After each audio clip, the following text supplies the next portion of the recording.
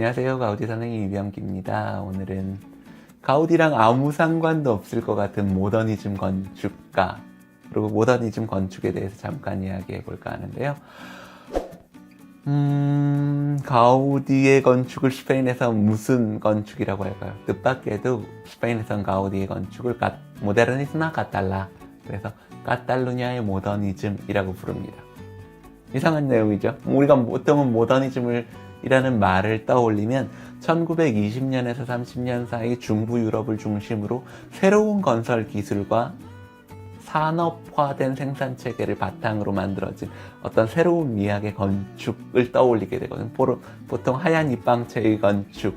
그러니까 예를 들면 철근 콘크리트를 기반으로 하얀 입방체, 새로운 입방체를 만들었던 르꼬르부치에류의 건축이 하나의 주류라면, 오히려 철골이나 이런 새로운 구조체계의 가능성을 탐구하여 오브제를 오히려 깨트리려고 했던 신조형주의 계열의 미스반데로의 계열의 건축을 흔히 생각할 수 있을 겁니다. 하지만 돌로 건축을 쪼아서 만들었었던 가우디의 건축을 모더니스마 카탈라라고 하는 같은 개념의 단어로 설명한다는 것이 신기하지 않으세요? 굉장히 신기한 내용. 근데 뜻밖의 이런 모더니스마와 구분을 할게요. 우리가 생각하는 모더니즘 건축가들이 가우디를 어떻게 평했을까요? 오늘 소개해 드리려고 하는 책은 1958년도에 스페인의 에디토리얼 RM라고 하는 바르셀로나 기반의 출판사에서 출간된 르꼬르비제 서문, 그리고 고미스, 그 사람 이름이 뭐였죠? 호아킨 고미스라는 사진가의 작업으로 만들어진, 거의 사진책이라고 생각하시면 더 글밥이 많은 책은 아니에요. 하지만 이 책의 서문을 르꼬르비제가 이 책을 위해서 새로 쓴 겁니다. 왜냐하면 1958년도 2월에 출간된 책이고요. 여기 있는 꼬르비제의 서문은 한 3개월 전인 1957년 10월 30일 파리 르꼬르비제, 이런 서명이 되어 있습니다. 1850년대 후반이면 벌써 르꼬르비제가 자기 30년대에 썼던 건축 어휘에서와는 약간은 다른 건축을 시작하고 있을 때죠. 재미있는 것은 이성과 감성이라고 하는 이 인간을 이해할 수 있는 두 가지 영역이라는 건 어떤 길한 관계가 있는 것 같아요. 그래서 꼬르비제가 처음에 30년대에 썼던 건설의 합리성 외에는 모든 것을 소거하려고 했었던 그런 건축이 있을 때는 가우디류의 건축이 이렇게 내려갔다가 르꼬르비제 스스로 어떤 새로운 건축의 가능성을 찾아서 다시 우리가 롱샹 성당이나 빛이나 뭐 이런 것을 라뚜렛 이런 르꼬르비제의 말기에 오면서 뭔가 콘크리트의 조형성 이런 것을 생각하려고 했을 때 가우디의 건축이 이렇게 다시 조형적인 건축이 다시 올라오는 거죠. 그래서 오늘 살펴볼 1958년도에 꼬르비제 서문의 가우디 책뿐만 아니라 1960년에 출간된 세르트의 책 역시 어떤 근대 건축의 한 시대가 지나고 나서 새로운 가능성이 모색될 때 다시 이런 류의 건축이 올라갔다 내려갔다 길한 관계가 늘 있기 마련입니다. 네. 꼬르비제의 서문을 한번 읽어보자면 큰 구조는 둘로 되어 있는데요. 꼬르비제는 안타깝게도가 아니죠.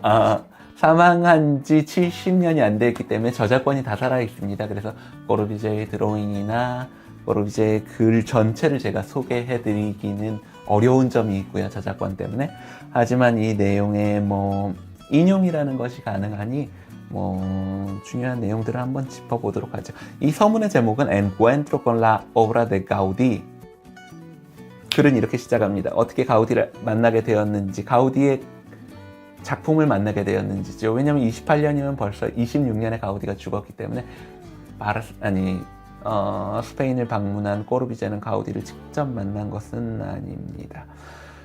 여튼 1928년도 마드리드의 대학 캠퍼스촌이 있거든요. 거기에서 하나의 디세르타시온, 그러니까 하나의 논문을 만들도록 요청받았고 마드리드를 방문합니다. 이때 만들었었던 디세르타시온의 내용은 잠시 후에 조금 그 뒤에 Una casa y un palacio라고 하는 제목의 책으로 편집되어서 출간됩니다. 마드리드에 갔을 때 이 사람이 르꼬르비제가 한 전보를 받았는데 그 전보를 보낸 사람이 주셉 유이세르트예요. 주셉 유이세르트, 하버드 대학 학장을 했었던 스페인에서 갓박이라고 불리는 시암격의 근대 건축 모임을 이끌고 있었던 사람 중에 한 명이죠. 이끌고 있었다고 하지만 아주 젊은 사람이에요. 왜냐면 20대 후반, 여튼 용기를 내서 꼬르비제한테 전보를 보냈다고 생각합니다. 여튼 꼬르비제는 28년 당시로서는 주셉 유이세르트를 알지 못하는데 전보를 받았다고 되어 있어요. 네네. 저녁 10시에 바르셀로나에 도착했는데, 왜냐하면 마드리드에서 포르투로 가고 있는 기차의 경유 구간에서 급히 만나게 돼서 한 1분이라도 시간을 아끼려고 굉장히 급하게 서로 만나서 이야기를 했는데, 한 5명 정도의 젊은 건축가들이 왔고 그들의 사회적 지위는 그다지 높지 않아 보였는데 불과 에너지로 가득한 이런 상태였다고 르꼬르비제는 설명하고 있습니다. 여튼 그 다음날 그 사람들과 같이 시체스를 방문했고 그 길에서 가우디의 근대적인 건축물을 보게 됩니다. 돌아오는 길에 파세지 데 그라시아에서 파세지 데 그라시아라는 길은 바르셀로나에서 가장 혁신적인 건축물들이 지어지고 있었던 건축의 각축장이었고요. 물론 이 길에 마티오 주택, 밀라 주택 같은 가우디의 주요 작품들도 이 길에 있습니다. 유이스 두메넥이나 부츠 가다팔크의 건물들도 많이 있었지요. 여기에서 1900년대의 건축을 르꼬르비제가 구경하게 됩니다. 이건 르꼬르비제가 쓴 글이니까 르꼬르부지에의 표현으로 말하자면 가우디류의 건축은 1900년대의 건축이라고 하고 있어요. 왜냐하면 이 가우디, 그러니까 모데르니마 카탈라라고 하는 것은 1890년에서 1910년 사이에 딱 짧게 존재하는 어떤 건축 경향이었거든요. 그러니까 이 시대는 1900년의 건축이라는 표현도 아주 적당한 표현이라고 저는 생각합니다. 꼬르비제가 뭐라고 말하냐면 말이 너무 빠른가요? 보통 사람들은 1900년과 자신의 건축을 뭐라고 표현하고 있냐면 비누곽 건축이라고 표현하고, 자기 본인의 말로 비누곽 건축을 가로 열고 라로시 주택, 가르시 주택, 빌라 사보아 이런 주택들 셋을 예로 들었는데, 이게 비누곽 건축이라고 하는 별명을 갖고 있었나 봐요. 여튼 1900년 건축, 가우디 건축 말하는 거죠. 그리고 비누곽 건축 사이에 적대 관계가 있었느냐? Para mí, ese conflicto no existía.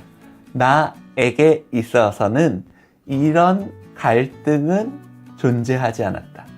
적어도 내가 바르셀로나에서 본 가우디의 작품, 이것은 한 인간의 작품인데 어떤 인간이냐고 뒤에 설명하고 있죠.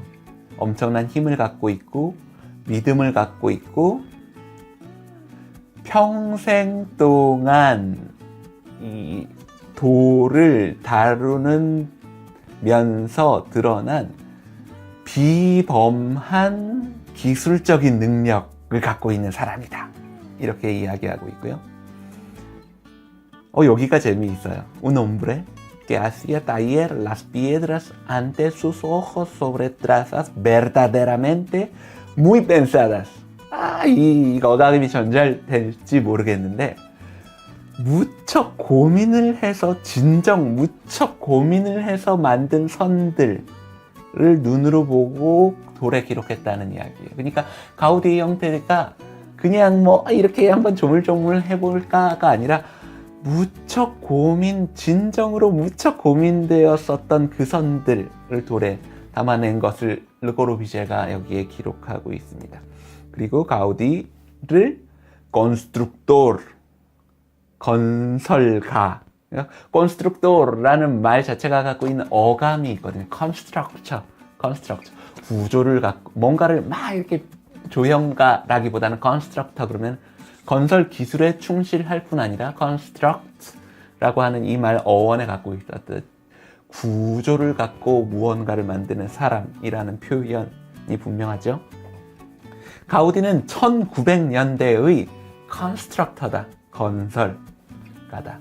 그는 hombre del oficio, 그러니까 건축 직능에 충실한 사람이며 constructor en piedra, 돌로 만드는 건설가.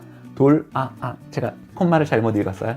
piedra, hierro y ladrillo. 돌, 철, 그리고 벽돌의 건설가이다. 오늘날 그의 나라에서 영광이 드러나고 있는데 가우디는 위대한 예술, gran artista, 위대한 예술가라고 했고 오로지 그의 마음을 움직이는 사람에게 있어서만 받아들여지지만 그런 사람들에게서는 gran artista. 이 뒤에 부분 재미있어요. 거의 다 읽고 있네요. 다 읽으면 안 될 것 다 읽을 필요도 없을 것 같은데 여튼 지금 오늘날의 이런 까미노를 따라서 말트라타도 적당하지 않은 평을 받고 있다. 본래 받아야지 될 평보다 훨씬 더 나쁜 평을 듣고 있다는 거죠. 이해되지 않고 오늘날의 유행에 있어서는 범죄자같이 여겨지면서 잘 이해되지 않는 사람들에 의해서 훨씬 같이 절하되고 있다고 말하고 있습니다. 하지만 가우디의 건축이 어떻게 La línea de fuego, 그러니까 최전선에서 모든 문제들이 이렇게 모여있는 최전선에서 의미가 있다고 하고 있는데 최전선을 완전히 이해하고 있는 사람이라고 파악할 수 있는데 그 최전선이라는 게 뭐냐면 가로 열고 estructura, 그러니까 영어로 structure, economía, 경제성, tecnicismo, 기술이죠. 기술. 그리고 utilización, 그래서 유용성 같은 이 네 개의 개념의 최전선에서 이 네 개의 문제들을 모두 지배하고 있는 건축가의 작품이라고 해. 그러니까 보통 사람들이 생각하는 가우디와 다른 눈을 갖고 가우디를 보고 있는 것이 분명합니다. 왜냐하면 가우디의 그 부드러운 벽면이나 입체 속에 숨겨진 최고의 기술로 만들어진 스트럭처들이 있거든요. 꼬르비제는 그걸 단박에 보는 겁니다. 스트럭처가 있고 경제성이 있고 기술이 있고 유용성에 있어서도 이 건축물들이 굉장히 뛰어나다. 이런 이야기를 하고 있습니다. 여튼 이걸 다 얘기할 수는 없을 것 같고요. 오늘 이 르꼬르비제가 28년도에 가우디를 처음 해봤을 때도 까르넷이라고 하는 자기 건축 노트에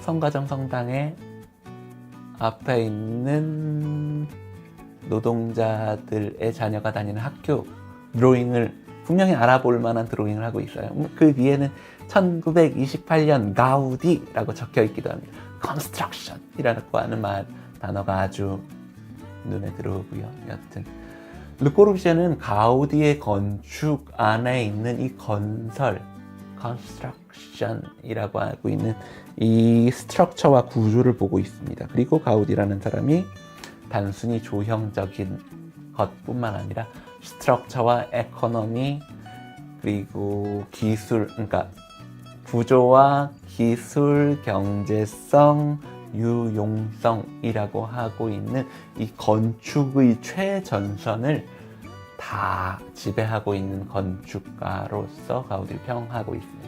저도 모더니즘 건축을 전공한 사람인데요. 그 후에 가우디에 대한 관심으로 여기를 이해하게 됐는데 제가 가우디에 대해서 오해를 풀고 들어왔었던 그 방향과 완전히 똑같은 방향을 평이라고 할 수 있습니다. 이 네 가지. 그러니까 르꼬르비제가 가우디를 평했었던 것은 아주 적당한 평이라 생각하고요. 세르트라는 사람이 여기 이런 거 보이세요? 성가정 성당이 갖고 있는 구조적인 합리성과 이런 것들에 주목하면서 철근 콘크리트가 있기 전에 우리 아방가르드 건축가들은 이 돌이라는 재료를 갖고 무엇을 어떻게 만들 수 있을까? 육중하고 단단하고 고정된 이미지로 점철되었었던, 그러니까 르꼬르비제가 말했던 마비된 건축이라고 불렸었던 그 건축을 어떻게 하면 벗어날 수 있을까? 만약에 저는 이런 생각을 가끔 해봐요. 가우디와 르꼬르비제가 딱 30년 차이가 나는 사람이거든요. 르꼬르비제가 30년 전에 태어나서 꼬르비제에게 철근 콘크리트라는 기술이 존재하지 않았다면 꼬르비제가 어떤 건축을 했을까? 고전과 같은 마비된 건축을 반복하고 있었을까? 그럴 것 같지 않고요. 그렇다면 그 시대가 갖고 있는 활기와 역동성을 담아내려고 가우디와 비슷한 류의 장식을 했을 것 같아요. 뭐 이건 어차피 추측이니까, 역사에서 뭐 이건 뭐 가정이니까요. 그와 정반대로 돌이라는 건축 안에 그렇게 구조적인 합리성을 담으려고 했었던 가우디가 30년 후에 태어났다면 가우디는 돌에 그렇게 집착했을까? 가우디가 그런 자기가 초반에 사용했었던 장식이라는 기술을 그렇게 건축에 이용했을까라는 생각에도 의문이 있습니다. 저는 가우디가 30년 후에 태어났으면 르꼬르비제와 비슷한 건축을 했을 걸로 확신합니다. 왜냐하면 밀라주택, 바티오 주택, 성가정 성당의 구조 체계에서 보여준 합리성은 가우디로 하여금 철근 콘크리트라는 것이 갖고 있는 새로운 가능성을 탐구하도록 만들었을 것이라고 믿어 의심치 않거든요. 20분이 넘었어요. 오늘 한 이 강의는 오늘의 한 이 가우디에 대한 소개는 2개 정도로 나누어서 올려야 될 것 같네요. 네, 그러면 오늘 여기까지 하겠습니다. 안녕히 계세요.